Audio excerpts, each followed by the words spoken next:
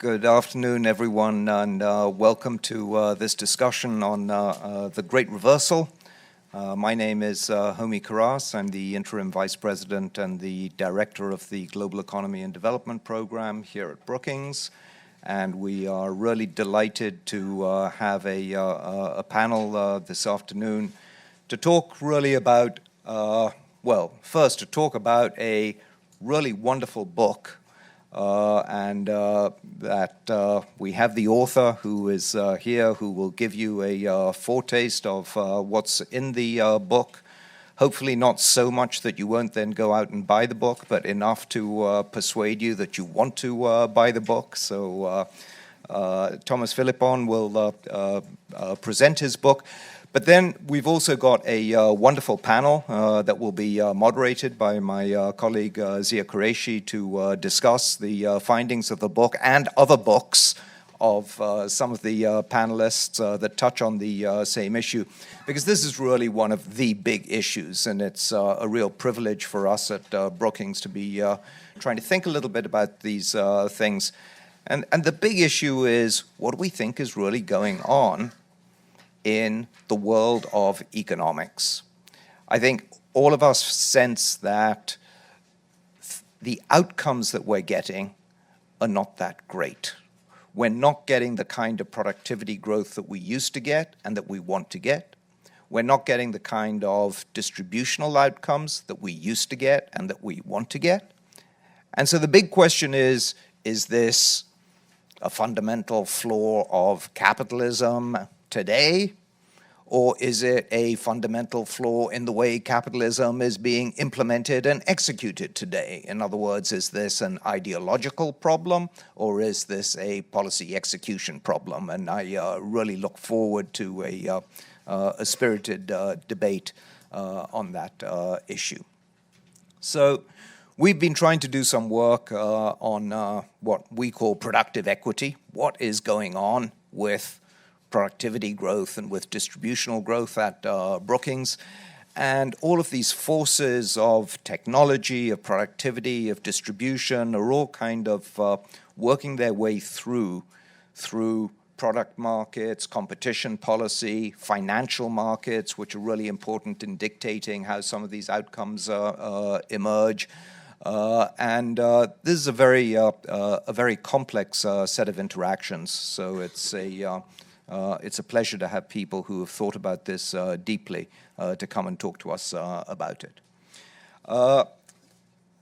Today's event revolves around the Great Reversal, how America gave up on free markets, a book by Professor Thomas Philippon. Thomas is the Max Heine Professor of Finance at NYU at the Stern School of Business. He's been named one of the top 25 economists under 45. He's won prizes in Europe for the best young economist and other things. He's been a visiting professor at Columbia, Chicago, Yale, Princeton. Did I leave out any other places, Thomas? I mean, nowhere in Europe? Paris School of Economics. So, well-traveled, well-versed, and he's obviously will talk a lot about this relationship between how the U.S. has moved from being the champion of capitalism to perhaps being captured by capitalism. He's also an academic advisor to the Financial Stability Board, the Hong Kong Institute for Monetary and Financial Research, an advisor to the New York Fed, board member of the French Prudential Regulatory Authority, and senior economic advisor to the French finance minister. So if you've been advising all these people, Thomas, how come we're in the state which we're in? I mean, do we really want to stay and listen to this? We are delighted to have you here. The running order this afternoon, Thomas will give, 15 minutes or so, quick presentation of the book and its overview. Then we'll move to a panel discussion. Zia will introduce the panelists as they come up on stage, and then open it up to Q&A from the floor. I think we have an hour and a half for this session. We'll try to close promptly at 4 o'clock. Thomas, the floor is yours. Thank you very much.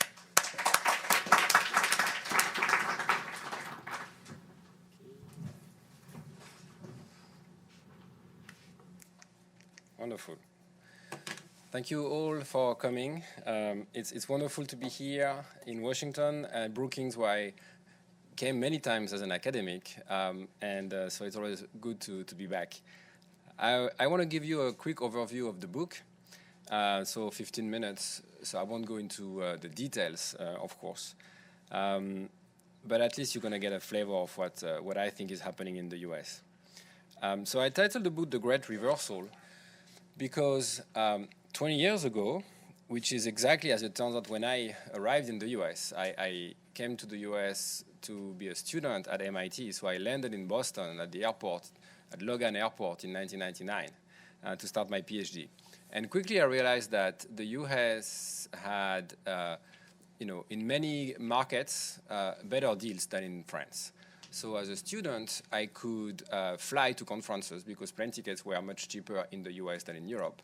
I could easily afford to use internet for work because it was actually much cheaper to connect from home to the internet in the US than it was in Paris.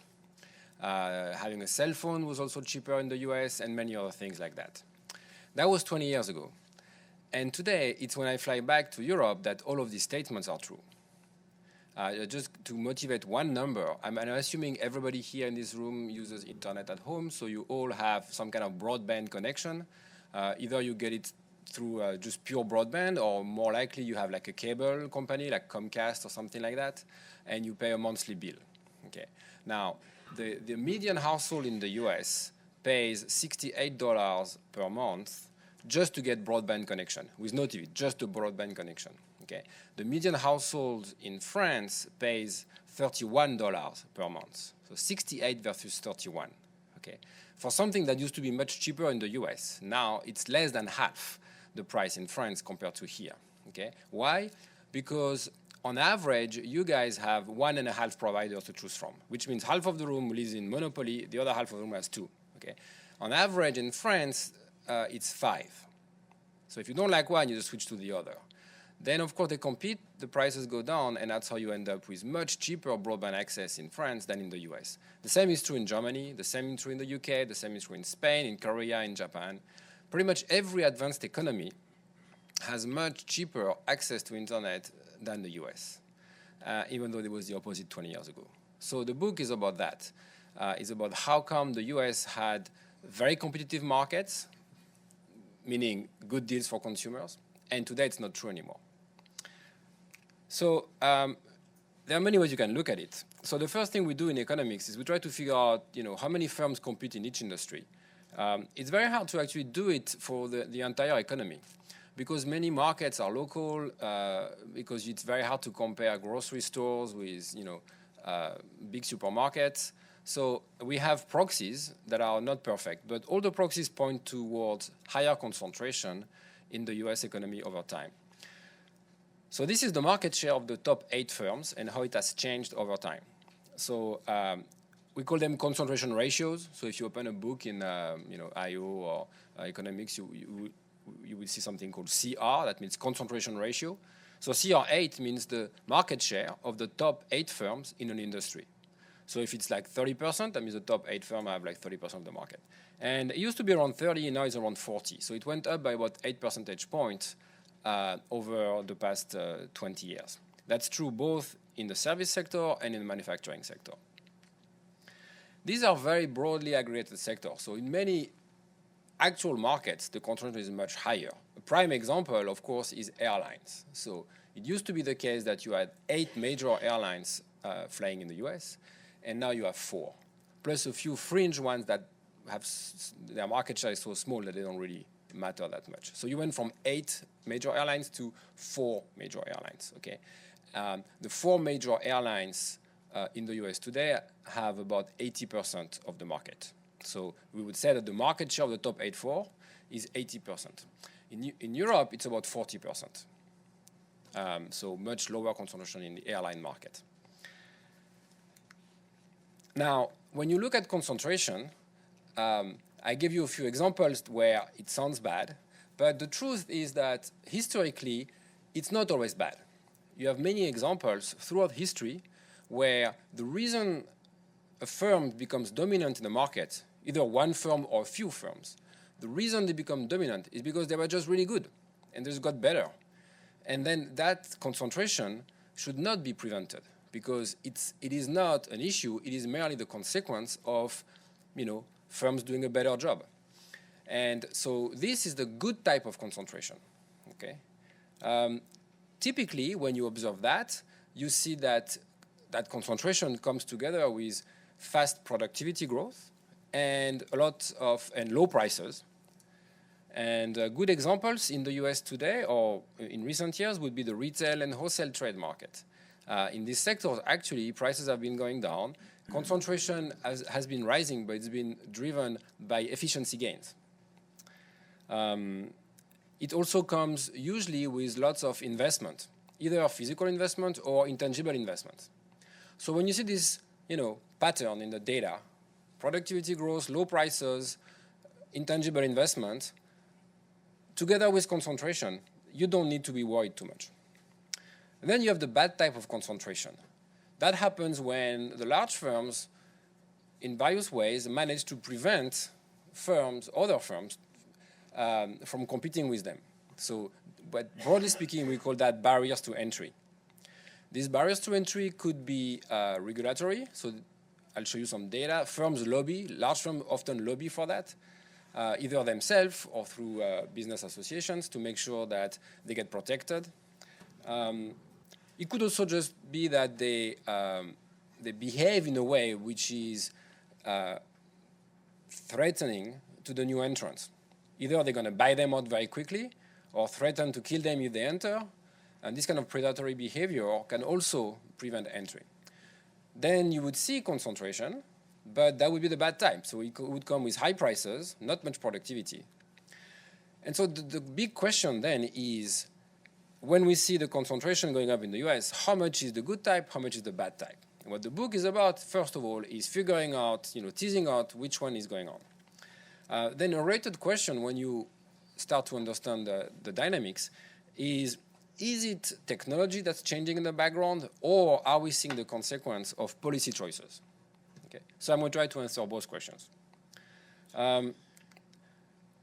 So to give you a sense of what good concentration looks like from the perspective of an economist like me, that's Walmart in the 1980s up to the mid-2000s.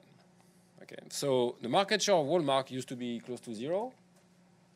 It's actually almost zero in the 70s when the firm was born. And then starting in 1980, you see a very, very fast growth up to almost 60% of market share in the 2000s. So amazing growth. But what was driving this growth? Well, for sure, they were competing extremely aggressively. But they were cutting prices, and they were investing a lot in just-in-time supply management chains, all kinds of investment that drive up productivity. So it's still disruptive. It's still the case that they can put small business out of business. That is possible. But at the very least, the consumers get a good deal. Okay? So in my playbook, that looks like efficient concentration. And the green line here is their profit margin. So as they were expanding, their profit margin was roughly stable, definitely not increasing, maybe slightly slower. The question is this the kind of concentration that we've seen? So that Walmart, that was the 1990s. The question is, since 2000, are we seeing more of the Walmart type concentration or the bad type concentration? And I'm arguing that we're seeing more of the bad type concentration. One hint is that good concentration usually comes together with investment in intangible assets and innovations. And we haven't seen that. So this picture here shows you what I call the capital investment gap. So this is the extent to which firms are not investing as much as you would think. At least they are making lots of money. They could invest. They choose not to. And I'm just separating the industries by the ones that have concentrated in green and the ones that have not concentrated in red. So what you can see is that in industries that have remained, where concentration has remained stable, then there is no investment gap. They are investing about what you think they should be investing given the fundamentals of the economy. But in industries where concentration has gone up, it has come together with weaker investment. That is not consistent with the view that this is efficient concentration. So that's just one hint. Then you can look at other indicators like prices or productivity growth, and again you get the same kind of flavor, which is some of the concentration we see today is of the bad type. If that's true, then the next question would be, okay, is it technology or is it policy? And that's where I think Europe becomes important. Europe gives a nice, it's like Europe is holding a nice mirror where you can look at what the US could have done. And the very simple reason is that what Europe is doing today in terms of market regulation is precisely what the US was doing in the 1990s. And this is not by chance. This happened because when the Europeans created a single market for goods and services in the 1990s, we had to write the rules of the game for the single market. And if you were interested in free market in the 1990s, where did you look for inspiration? The answer was pretty obvious. You would look at the US. And so not surprisingly, we took the US playbook, we wrote it down in European language, English, and then English with a French accent. And then we created regulators to enforce it. Okay? So what's going on in Europe today is not alien to what the US has been through in history. It's very much what the US used to do. And one way or another, that led to lower prices and not as much concentration. So this is, for instance, a comparison of the changes in concentration in the US versus, actually this is North America, that includes Canada because that's how the data is constructed. In green, so that's very similar to what we saw earlier. So, you know, from 0.32 to 0.4 something. That's about like 7-8 points of increase in concentration. In Europe, depending on the data, so this is the data that shows a small upward trend. Some other data shows flat, some other data shows decreasing. I think the best thing to keep in mind is it's flat in Europe. It's not increasing. So something different happened, okay? And what's interesting is that in many of these industries, although not all of them, the technology is very similar. Like the cell phone technology, the airplanes, all of that is exactly the same in Europe. I mean, these are exactly the same machines operated in the same way. So technology is the same, and yet the outcomes are very different. And when you look at why they are different, you see that almost all the time, you can trace it back to policy changes. So this is one of my favorite examples. This is the price of telecommunication services in France relative to the US. So this is data from the World Bank where they go around and they collect prices for various baskets of goods and services. This one is the telecom basket. So they look at how much on average does it cost to have communication services in a country. And I have the number for France and the US. I take the ratio. And then you see that France used to be something like 10 to 20% more expensive than the US. And suddenly in 2011, something happened, and France became 25% cheaper than the US. Now, technology didn't change. And it's not like a small market where it moves a lot over time. This is a gigantic market. So when a gigantic market moves by 40% in 2 years, something is happening in the background. And what's interesting is that what happened was, in France, it's just one thing. We gave a license to a new telecom operator in the cell phone market.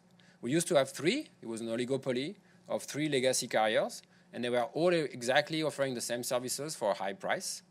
So you had the choice between paying $59.99 with one or $59.99 with the other.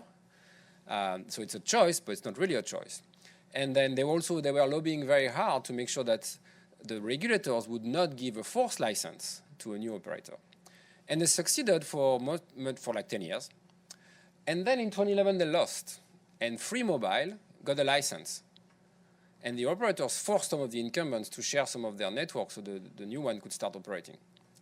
And Free Mobile came in the market with, for the same contract, half the price, literally half the price. So 6 months later, they were getting market shares, and the incumbents, of course, had to get their acts together, so they reacted by cutting their own prices.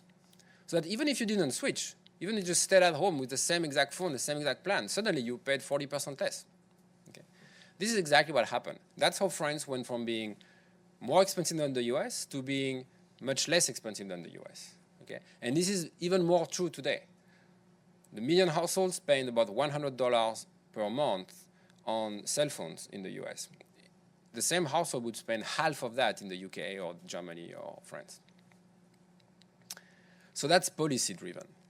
And it's policy-driven by regulators that are enforcing ideas that were very prevalent in the US 20 years ago. So somehow the US lost its ways in that sense.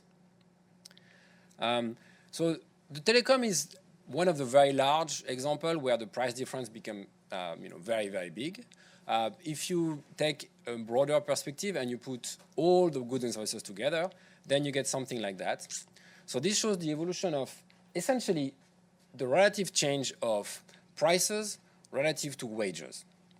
And now its wages are adjusted for productivity because obviously if somebody is super productive, you can pay them a lot, they produce a lot. Okay? So it's the wage per unit of efficiency compared to the price.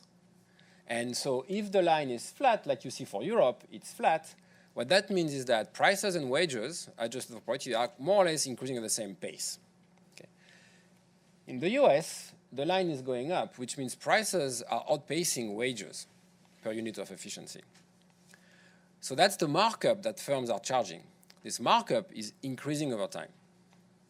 And that's come from the example I gave you in telecom, airlines, and industries like that. So that today, the price markup has gone up by about maybe 7 to 10% in the US. Broadly speaking, much more in some industries, not so much in some others. But if you take the average, it's about 7%, 7 to 8%. How do they get away with it? Well, they lobby a lot to keep their privilege. That's not the only thing they do, but that's definitely something they do. And what's interesting to see is that they lobby a lot more in the US than in Europe. So these are lobbying expenditures by the total, the green line at the top, that's the total. Then the one with the red dot, it's lobbying by businesses. So the difference between the green and the red would be lobbying by non-business groups, which is relatively small in the US. In Europe, you see two things. You see that the level of lobbying is much lower, adjusted for the size of the economy, of course. So the level of lobbying is much lower, and also a smaller fraction of the lobbying is actually done by business groups as opposed to customer advocacy and NGOs. So there's a lot more lobbying in the US, and it seems to be working better for the businesses because they get the regulations they want that make sure that they can protect their profits. Okay. Now, why is it that Europe didn't have the same issue? It's, again, something like an accident of history, which is when we created a single market, I told you already, we looked across the Atlantic for inspiration about the playbook. But then we had to adapt it to Europe. And in Europe, we don't really trust each other. So then if we had to have a single market, what happened was that the very same politicians who at home really don't like independent regulators very much because they like to keep their hands on their regulators. That's definitely true in France, for instance. At the EU level, somehow they realized that the danger was not so much that they would be able to influence the regulator. The danger was that some of the other 19 countries would be able to influence the regulators. And so they were willing to essentially give up the opportunity to lobby to influence the regulators. Not so much for themselves, but as a way of making sure that the other countries would not use the regulators against them. That was part of the agreement. That's how the Germans agreed with the French and the French with the Italians. And all the small countries also, very importantly, all the small countries agreed to be part of a single market without fearing that it would be dominated by, say, France and Germany, making decisions by themselves. So the weird outcome is the lack of trust among EU nations at the time where the single market was created forced them to adopt very independent regulators. And it turned out these regulators just don't listen to lobbyists as much. That's why they essentially say, it's not foolproof, but essentially they say no when they think the right thing to say is no. And they don't worry about getting either beaten up in the press or influenced by lobbyists or by politicians. So I think that's what happened in a nutshell. Now, to conclude, I just want to put the numbers into perspective. That's my last slide, just so you have a sense of what we're talking about. It turns out the numbers are surprisingly large. And I'm going to give you 3 ways to think about it. The first is that my 7% extra cost The prices are higher by 7% than compared to where they should be if competition had remained strong in the US market. That cost the median household about $300 per month, directly because prices are too high. That's a lot of money for most people. If you aggregate it up across all households in a given year, that's about $600 billion of consumer spending, which in fact is spent on rents earned by monopolies. Okay? But it's not the end of the story. This is the consumer side of the household. This is just saying if you go to, when you go shopping, well, it's actually not, grocery shopping is not that bad actually. It's more like when you buy services, you pay too much. That's to the tune of $600 billion per year for all the households in the US. So if you were to go back to a competitive market, prices would go down, and on average, household would save $600 billion. But that would not be the end of the story, because households are also workers. And when firms compete, then typically they invest more and they have to build up the wage because they have to attract the labor force. So competition has a positive impact because it lowers prices. It also has a positive impact on investment productivity and wages. So as workers, they would also gain to the tune of, about the same amount. So if you look at what would happen to the economy as a whole, if we turn the clock and went back to high competition, then the total improvement would be something like that. Private GDP, so I don't count the government there, just the private industries, private GDP would go up by about $1 trillion. But that would not be uniformly distributed because labor income would go up more than capital income. In fact, capital income in my simulation would shrink. So labor income would go up by about $1.25 trillion. That's about $5,000 per year for the median household. That's about 10% of their income. So that's a lot of money.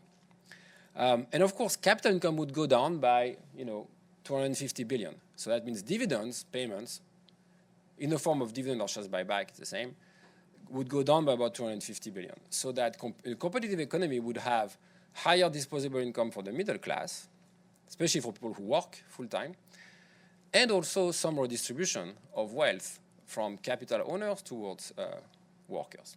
So that's, I think, the main reason why we want competitive economy. Thank you. Thanks for watching. Be sure to like and subscribe for more videos from Brookings.